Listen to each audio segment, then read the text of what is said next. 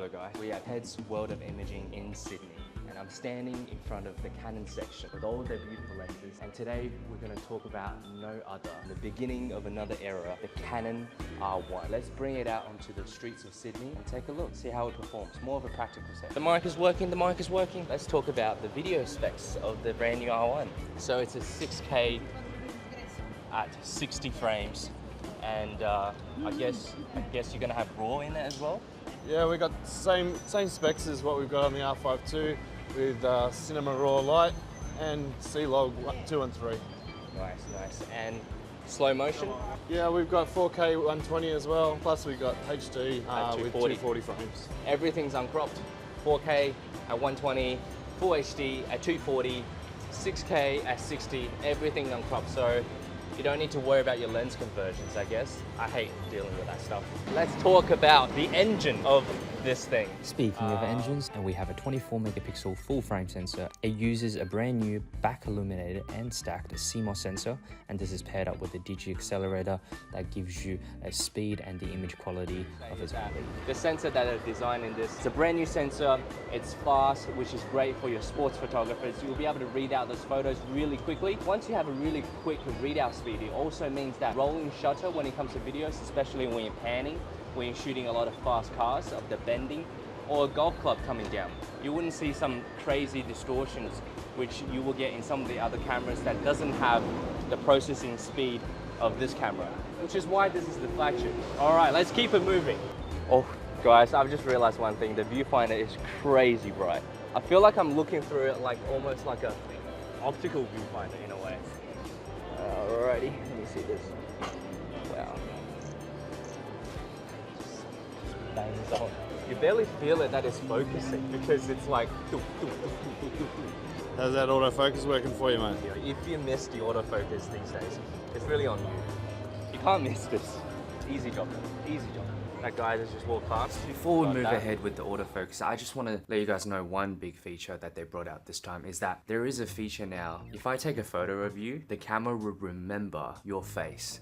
It's like having a best mate at the party that's trying to find you. What happens is that the camera remembers your face, and when you are amongst a crowd, it will only look for your face. So it's literally like having a best mate and it's trying to find you at a fair or something. Being fast at autofocusing is not necessarily everything, because you can be fast at focusing on the wrong thing. In this situation, Canon has thought about autofocus in a different way. He's added priority to autofocus, and it will only focus on the people or on the person that needs to be focused. And further from that, let's just say that person's playing soccer. The camera itself is actually able to recognize the gameplay. In the case a player is getting ready, the autofocus will lock onto that person straight away, because the camera knows that he will be the next person that will have the ball. So yeah, it's stuff like this. It's like AI learning that really adds another layer to what autofocus So let me put it this way. I had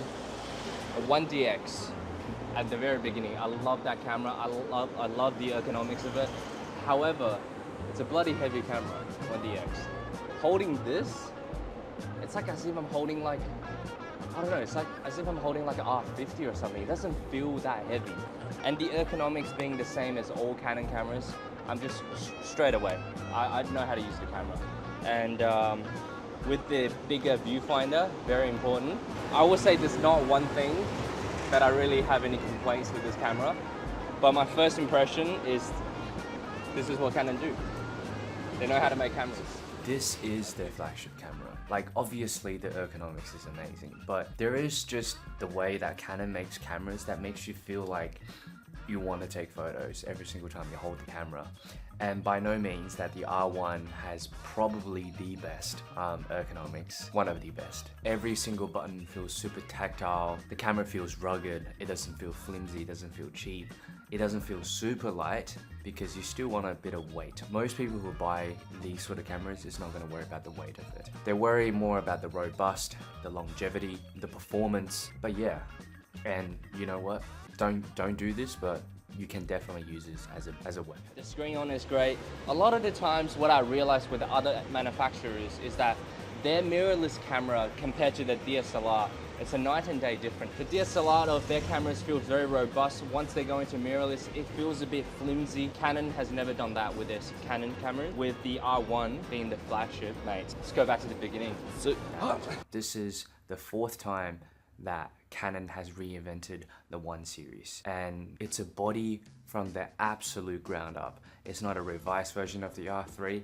It doesn't share the same body as the 1DX Mark II or 3. It doesn't share anything. It's from scratch. It's from scratch, guys. Words on here. It's from scratch. Times that they've done this is actually Canon F1, EOS 1, EOS 1D, and now the Canon R1. Exciting times, guys. Is in between you pressing the shutter and the shutter actually going off. So for example, a bird's flying, taking off. As soon as you press it, you probably get, if you didn't have pre-capture, you probably get the wings already expanded or something. But with this one, because it pre-captures it, you will get it from the takeoff, the wings expanding all the way to flying, so you get the whole motion of a bird taking off. So, and it's in the video features as well. So there you go. Let's wrap it up, okay? So we talked about the autofocus, the video features, the ergonomics, the screen, and the EVF, and what else did we talk about, Rick? The 24 megapixel stack sensor with super fast readout speed is the other one. And the BCIN AGV TQ, the sensor that is in this machine. Yes, 24 megapixel. But most importantly, the Digic accelerator processor makes this camera nice and fast, which is what you need. This camera is made for people that are in the photojournalism space, wildlife photographers, sports photographers, professionals in general. That's pretty much it, isn't it? I've successfully tried to wrap this up, although there's a lot to wrap up. So if any other questions, feel free to give us a call. Ted's Cameras, or just walk in and just buy it. Even if you're not a professional photographer, who cares? If you got some extra cash lying around, get your hands on the latest technology, and while you're at it, buy me one as well. Thank you.